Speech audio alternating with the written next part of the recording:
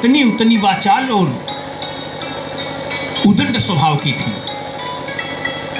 कर्कशा थी। कर्कशा में हरण जाने लोग ना, जब घर में पहुंचते चढ़ बैठे, वही के कर्कशा का है ना, बात बात पे झगड़ा करना है, 3-5 करना, इस घर से उस घर में जाना, उस घर में 3-5 करना है। वो ब्राह्मण की पत्नी का ये स्वभाव था। एक बार ब्राह्मण देवता आत्मदेव नाम का जो ब्राह्मण था, उसने विचार किया कि भगवान ने मुझे सब कुछ दिया, इतनी धन संपत्ति है, और एक पुत्र नहीं है, मेरी इस धन संपत्ति का होगा क्या। उसे बड़ी ग्लानि हुई, और ग्लानि कभी कभी होती है, हमेशा नहीं होती है। जैसे राजा दशरथ को हुई है, भाई गलानी मोरे सुतना ही। इसके पहले गलानी हुई होती तो शायद उसके पहले राम लक्ष्मण भरत शत्रुघ्न वहां अवतार ले लिए होते, लेकिन कभी कभी गलानी होती है। आत्मदेव को गलानी हुई तो उसने विचार किया कि जब अब ये कुछ है बचा ही नहीं है, अरे पुत्र के द्वारा ही पिता का उद्धार होता है, वो भी नहीं है, तो आज प्राण का परित्याग कर देना चाहिए। सोच करके घर से निकल गए ब्राह्मण देवता और गए, और एक जंगल में एक जलाशय के पास बैठ करके विचार करने लगे कि मुझे अब क्या करना चाहिए। ठीक उसी समय एक महात्मा का आगमन हुआ है? अरे राम कीन है चाहि सोई होई, अकरई अन्यथायस नहीं कोई।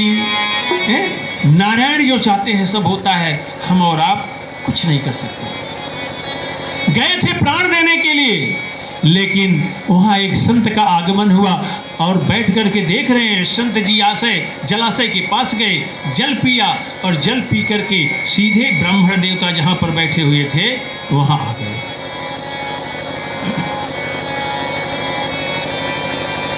ब्राह्मण देवता प्रतीक्षा कर रहे थे कि संत जी जब जल पी लें तो इनसे कुछ वार्तालाप करूं। आए, संत ने देखा, कहा ब्राह्मण देवता क्या बात है, काफी उदास है, क्या समस्या है। ब्राह्मण देवता हाथ जोड़ करके फफक के रो पड़ा। उसने कहा गुरुदेव, आज मैं अपने प्राण का परित्याग करने के लिए आया हूं, लेकिन लगता है ईश्वर की कृपा मेरे ऊपर होने वाली है, इसीलिए आप जैसे संत का दर्शन हुआ। हे गुरुदेव, भगवान का दिया हुआ मेरे पास सब कुछ है, लेकिन एक पुत्र के अभाव में मुझे आज इतना दुख है कि मैं आज अपनी जीवन लीला समाप्त करने का विचार करके घर से आया हूं। संत ने कहा, ब्राह्मण देवता,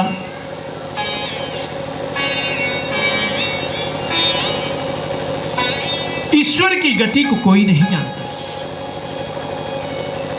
तुम्हें ये कैसे पता कि तुम्हारे पास पुत्र होगा तभी सुख प्राप्त होगा। अरे तुम एक पुत्र की इच्छा कर रहे हो, इस जन्म में पुत्र हो जाए। तुम्हारे मस्तक की ललाट की रेखाओं को देख करके मैं बता रहा हूं, अगले 7 जन्म तक तुम्हें कोई पुत्र नहीं होगा।